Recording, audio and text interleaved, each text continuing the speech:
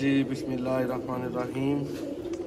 दोस्तों माशाल्लाह सब भाई शौक करें धीरे सेबे वाले कबूतर का, ठीक है। और साथ इसके हरीक मगर माशाल्लाह मादा लगी हुई है। वीडियो को एंड तक देखिएगा, उम्मीद करता हूँ आपको वीडियो अच्छी लगेगी।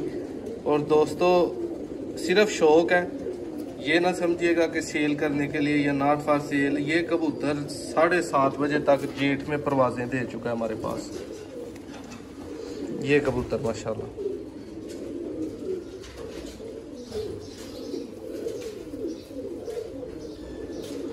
और वापसियाँ ऐसी हैं इन कबूतरों की। और मादा जो इसके साथ लगाई है उसका आप शौक करें। जोड़ा अभी न्यू लगाया है, मादा ऑलरेडी बच्चे शाम तक उड़ा चुकी है, ठीक है। नहीं जी दोस्तों, अब ये मादा आ गई है आपके सामने।